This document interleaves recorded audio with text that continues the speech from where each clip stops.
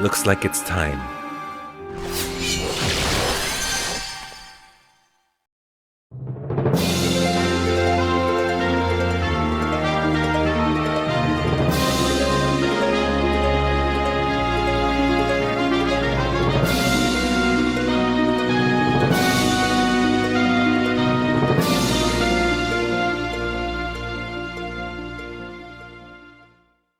Let me guess.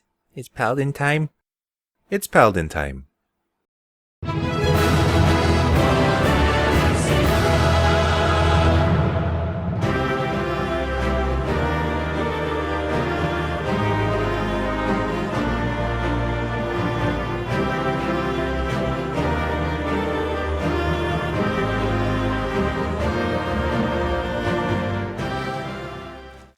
This is the Paladin, Final Fantasy's chivalrous sacred knight. Introduced in Final Fantasy IV, the Paladin has always been a staunch defender of its friends and allies. In Final Fantasy XIV, the Paladin plays the role of a tank, tasked with holding the attention of its enemies, enduring brutal attacks on behalf of its allies, while mitigating as much damage to itself as possible.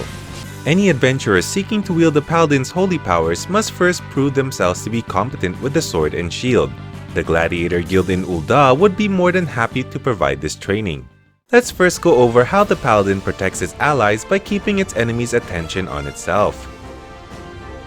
Through its weapon skills, spells, and abilities, the Paladin focuses not only on dealing damage, but also on generating enmity, which forces the enemy to focus most of its attacks on the Paladin and not the Paladin's more vulnerable allies. Standard attacks generate an amount of enmity equal to the damage they dealt. In contrast, each attack and ability that has the increased enmity effect is affected by its own unique enmity modifier. Essentially, the enmity generated from these attacks is equal to the damage the attack deals multiplied by the attack's respective enmity modifier, making these particular attacks and abilities seem particularly more threatening to the Paladin's enemies. Let's go over the weapon skills and abilities the Paladin employs to help it generate more enmity than its allies. The Paladin learns 3 weapon skills, 1 spell, and 2 abilities that greatly increase its enmity. The first weapon skill that's learned is Savage Blade, learned at level 4. Performing Savage Blade after the Paladin's base attack, Fast Blade, increases the potency of Savage Blade and thus also further increases the enmity it generates. Second is Shield Lob, learned at level 15. Shield Lob is a ranged attack, allowing the Paladin to generate extra enmity before closing in into melee range. The third and final skill is Rage of Halone, learned at level 25. Following up the previous weapon skill combo of Fast Blade and Savage Blade with Rage of Halone increases the potency and therefore further increases the enmity generation of Rage of Halone. The enmity boosting spell the Paladin learns is Flash, learned at level 6.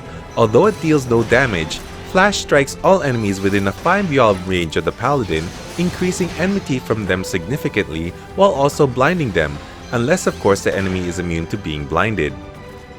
Finally, for the abilities, the first ability learned that boosts enmity is Shield Swipe, learned at level 30. Shield Swipe is a counterattack that becomes usable whenever the Paladin blocks an attack, however it does have a 15-second cooldown. Shield Swipe has the added effect of applying pacification on an enemy, preventing it from using any special abilities. The second enmity boosting ability the Paladin learns is Circle of Scorn, an AoE attack that deals damage and applies a damage over time effect for 15 seconds. Now let's move on to our next related topic, the Oaths. The Paladin has access to 2 different stances called Oaths. These are the Shield Oath, learned at level 30, and the Sword Oath, learned at level 35. The Sword Oath is the Paladin's DPS stance, adding an additional, albeit slightly weaker strike to every auto attack that lands. The Shield Oath, on the other hand, is the Paladin's tank stance. To aid the Paladin generate even more enmity, Shield Oath grants increased enmity generation for every attack and ability the Paladin uses that normally generates enmity. In addition to granting increased enmity, Shield Oath also reduces all incoming damage by 20% while reducing all damage the Paladin deals by 15%. While under either Oath stance, the Paladin generates points for its Oath gauge. Under Sword Oath, 5 gauge points are generated anytime an auto attack lands, while under Shield Oath, 5 gauge points are generated whenever the Paladin blocks an attack. These gauge points are used as a resource for 2 particular abilities, which leads us to our next segment. How a Paladin mitigates damage and stays alive. Being the focus of its enemy's wrath, the Paladin takes a heavy beating in battle. To help reduce the damage it takes, the Paladin has several ways to mitigate damage to not only itself but also to its allies. By simply equipping a shield, the Paladin has a passive chance to block any attack, physical or magical, that does not deal critical damage. The frequency and effectiveness of these blocks depend on the equipped shield's block rate and block strength stats respectively, with higher values leading to higher frequency and mitigation. At level 46, the Paladin learns Bulwark, an ability that raises the Paladin's block rate by 60% for a short duration. As mentioned earlier, Oath Gauge points serve as a resource for 2 particular abilities. One of these abilities is Sheltron, learned at level 52. Sheltron costs 50 Oath points and allows the Paladin to guarantee blocking the next attack, so long as that attack does not deal critical damage. When an attack is blocked in this way, Sheltron partially restores the Paladin's MP. Moving away from shield-related abilities, the Paladin has other defensive abilities as well as a restorative spell. The Paladin learns the defensive ability Sentinel at level 38. Sentinel reduces all damage the Paladin receives by 40% for 10 seconds. Upon reaching level 50, the Paladin learns its ultimate defensive ability, Hallowed Ground. Upon use, Hallowed Ground renders the Paladin invulnerable to all damage, barring enrage attacks. At level 58, the Paladin learns Clemency, a powerful healing spell that the Paladin can cast on itself or its allies. If cast on a party member, the Paladin is also healed for half of the amount of HP restored on the target. Finally, at level 70, the Paladin learns Passage of Arms. This ability allows the Paladin to block all incoming attacks for 18 seconds, so long as the Paladin does not move.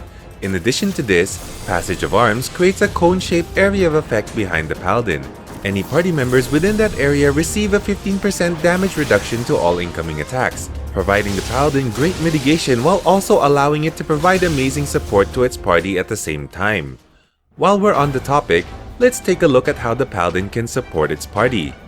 The Paladin is the master of support amongst the tank jobs. With Clemency, a Paladin can help heal its allies, and with Passage of Arms, the Paladin can provide mitigation to party members that stand behind it. Apart from these two, the Paladin still has 3 support abilities available to it. The first is Cover, learned at level 40. By targeting another party member with this ability, the Paladin itself takes all damage intended for that party member for the duration of the effect. With the enhanced Cover trait earned at level 66, the damage taken by the Paladin on behalf of its party member is reduced to 80%. At level 56, the Paladin learns Divine Veil. Under Divine Veil's effect, when the Paladin receives healing from healing magic, including its own Clemency spell, the Paladin loses the Divine Veil effect. In its place, any party members within 15 yalms receives a protective barrier equal to 10% of the Paladin's HP. The Paladin itself does not receive this barrier. Finally, at level 62, the Paladin learns Intervention, the second Oath Gauge ability, costing 50 Oath points. Intervention grants 20% damage mitigation to a target party member for 6 seconds. If the Paladin is under the effect of either Rampart or Sentinel, that damage mitigation is increased to 20% or 30% respectively. And now I would like to show you the opener I use when I'm tanking. As usual, I will perform a short demonstration of it followed by a detailed explanation of what I did. Okay, here we go.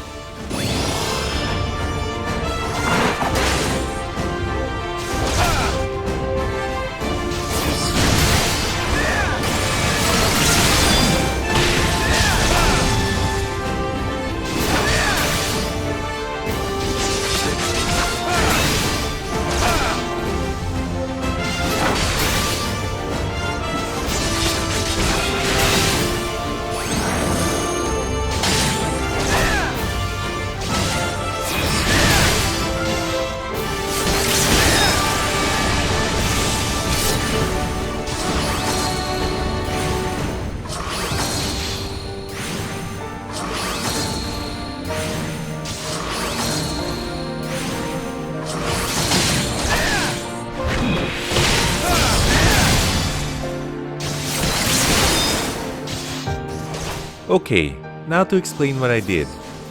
Before engaging my target, I put up Shield Oath and get into my tank stance. I start combat with a Shield Lob to get some good enmity from the start. I start the Goring Blade combo next using Fast Blade. I follow up with Riot Blade, weaving in Fight or Flight to increase my damage output while also weaving in Circle of Scorn for damage. I finish my weapon skill combo with Goring Blade to inflict my target with damage over time. I weave in Spirits Within for some extra damage. I then start off my Rage of Halone combo with Fast Blade. Next, I use Savage Blade. Last, I use Rage of Halone. I repeat the Rage of Halone combo once more for a good enmity buffer. After Rage of Halone, I use Sword Oath to get into my DPS stance. I go back to my Goring Blade combo. After Goring Blade, I weave in Circle of Scorn as well as Requiescat. I use 5 back-to-back Holy Spirits with their damage being buffed by Requiescat. I then start the Goring Blade combo with Fast Blade. I weave in Spirits Within for extra damage. I follow up with Riot Blade, then Goring Blade. From here on, I start my rotation pattern. I use 2 Royal Authority combos, which is Fast Blade, then Riot Blade, then Royal Authority. I follow that up with the Goring Blade combo, weaving in Fight or Flight before Goring Blade. I will then go with 2 more Royal Authority combos, followed by 1 more Goring Blade combo, weaving in Requiescat after Goring Blade, then starting off my back-to-back Holy Spirit casts. I finish the rotation with the Goring Blade combo and repeat the rotation as necessary. One final note, all throughout my rotation, I weave in Circle of Scorn and Spirits Within anytime they're up unless I'm casting Holy Spirit. Thank you very much for watching this video. I hope you enjoyed it. If you did, please consider leaving a like and sharing with your friends. Your support would be much appreciated. Also, please consider subscribing to this channel if you would like to see more content like this. Thank you again for watching, and as always, take care, and I hope you continue having fun playing Final Fantasy XIV. See you next time!